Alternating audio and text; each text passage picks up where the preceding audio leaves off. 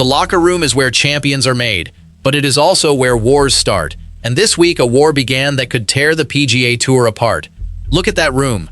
Scottie Scheffler doesn't bow to anyone. Rory McIlroy fights with his words as hard as his swing. Tiger Woods, his presence alone shifts gravity. These men bleed competition. They do not take orders. Until now. The air in that room changed the moment he spoke. A man in a suit just walked through that door. Brian Rolapp. He ran the NFL for 2 decades. He turned Sundays into a religion. Now he runs the PGA Tour's money. And he came with a rulebook that has nothing to do with the game of golf. They are not employees. They are independent contractors. And they are about to prove it. Rolapp wants to cut the schedule. He wants to split the tour into 2 tiers. The top players get the premium events. The rest get leftovers. That means some of your favorite players might never face the big names again. He calls it efficiency. The players call it a trap. Fewer tournaments, fewer chances, more control. But here is the real question. Why would a man who spent 20 years in football suddenly care about a sport he never played? And why are the biggest names in golf looking at each other like they just saw a ghost? Because this isn't just a schedule change. This is a takeover. Rolapp isn't asking. He is telling. And if the players say no, he has already made it clear he can replace them. But this isn't just about a schedule. It's about who controls the game. And right now, 2 sides are standing on the edge of a cliff. So here is my view. The players have the power, but they are divided. Do you think they will stand together and fight, or will the suits win? Drop your take in the comments. And if you want to see how this war unfolds, hit subscribe, because the next move is already happening. That cliff has a name, the 2-tier system. On one side, you have Track 1, about 15 events per year, $20 million per tournament, smaller fields, only the top names get invited. The rest get Track 2, lower purses, fewer cameras, less respect. Rolapp says this will make the product better. He says fans want to see the best play the best, every week. He says the old system is outdated. But here is what he does not say. Track 2 players can earn their way up, like a promotion system. But the math does not work. The gap is massive. Once you fall behind, it is nearly impossible to catch up. He is also bringing back the cut line. He admitted the tour made a mistake by removing it. Now, if you miss the cut, you go home. No paycheck. That sounds fair, but the real goal is to shrink the field. Fewer players, more control.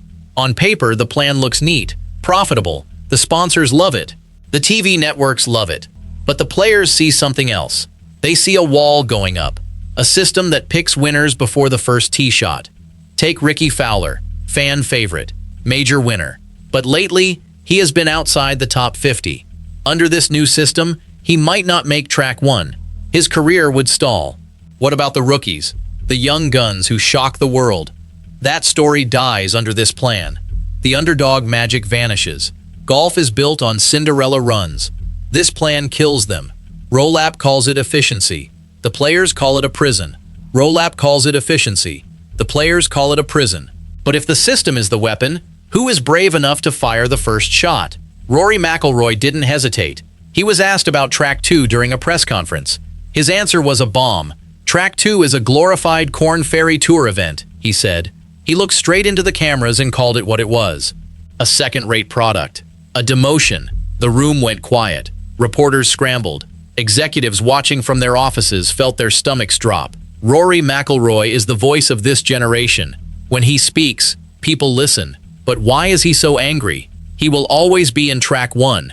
So why does he care? Because he sees what this does to his peers. Young players grinding for years to earn their cards. Veterans fighting to stay relevant. Rolapp wants to tell them they belong in the minor leagues. That their dreams are just filler. Rory remembers the doubt, the fear, the hunger. He climbed from the bottom.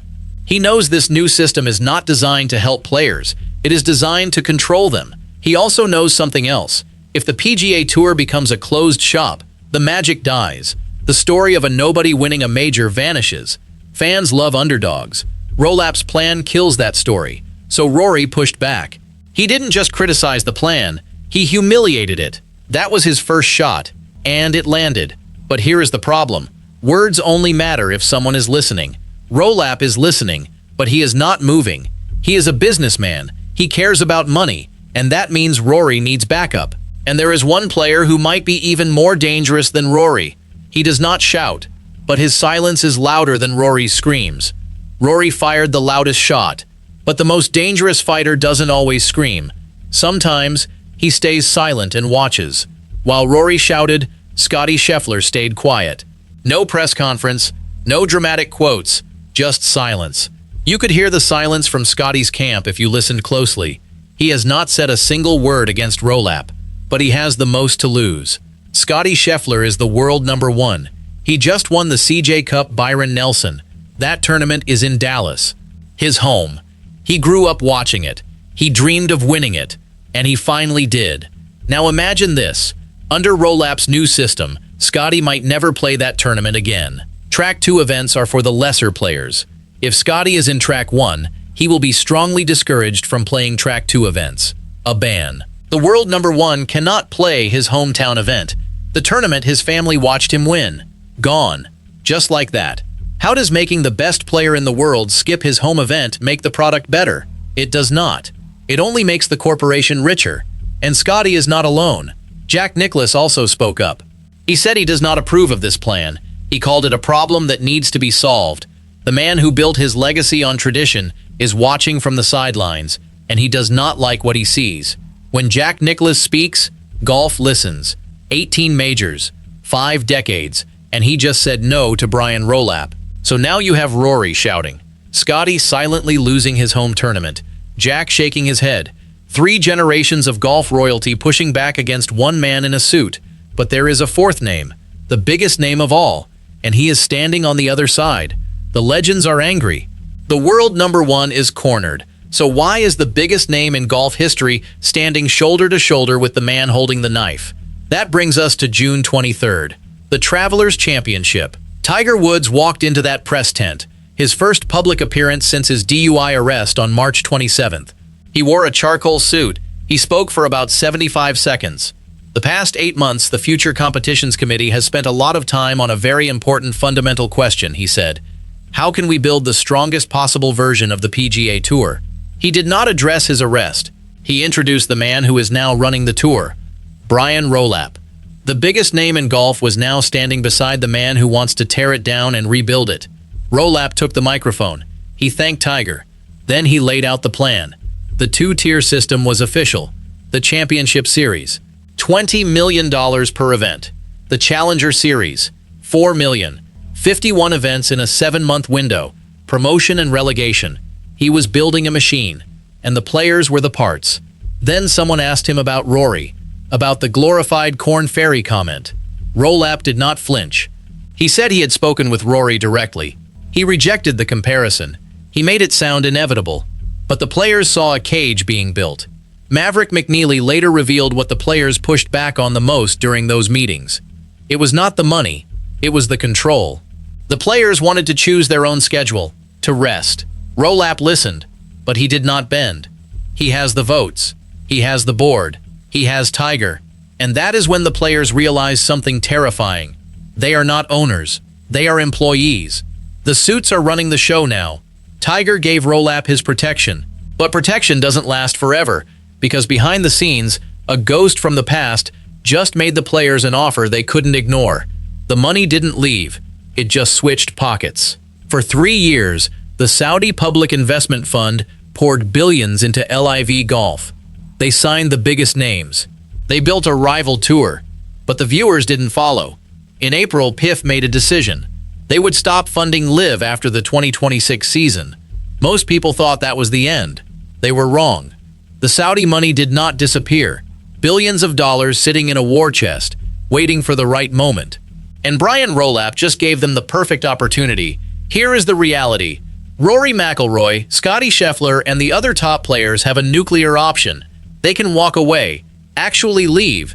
They can take their talent to a new league. A league funded by the Saudis. A league where they control the schedule.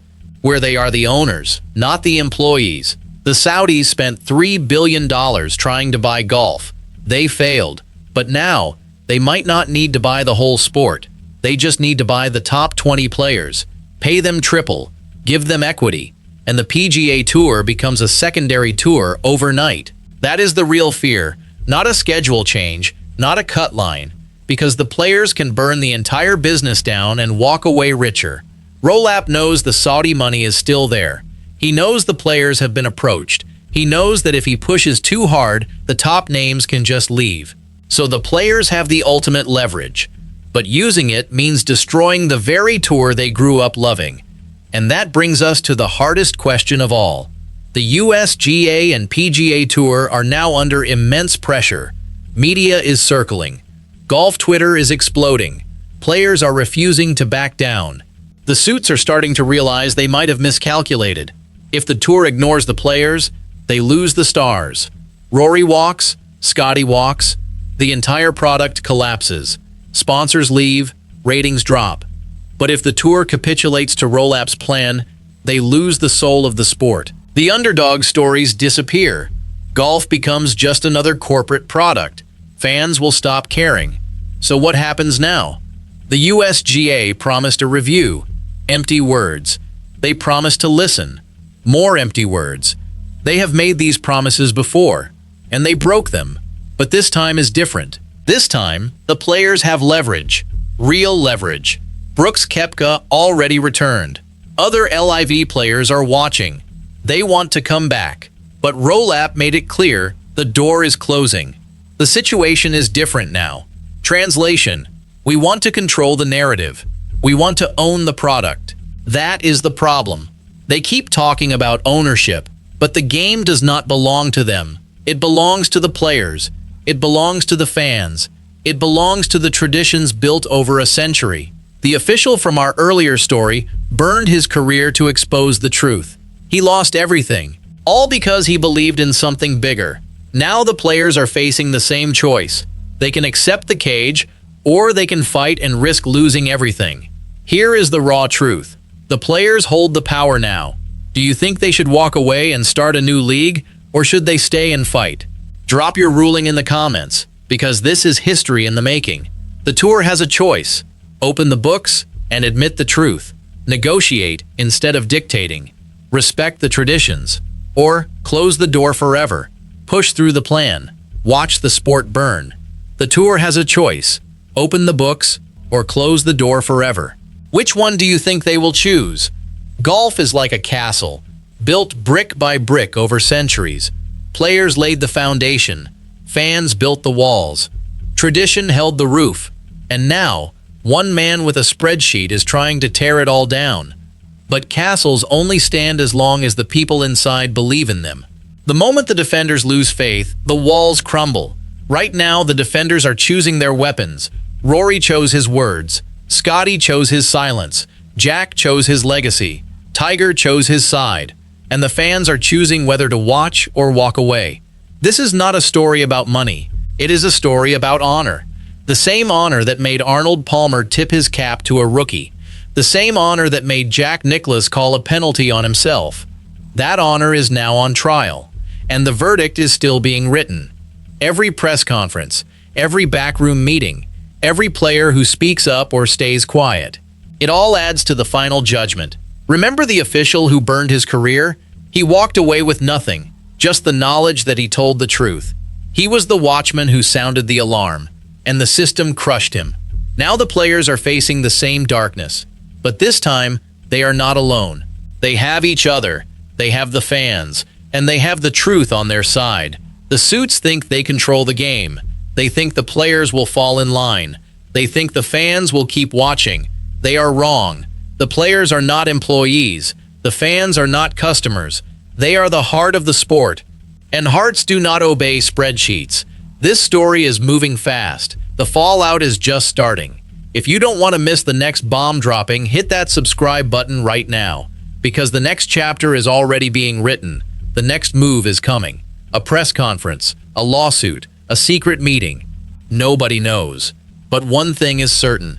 The game we grew up watching will never be the same. The question is not whether the tour will survive.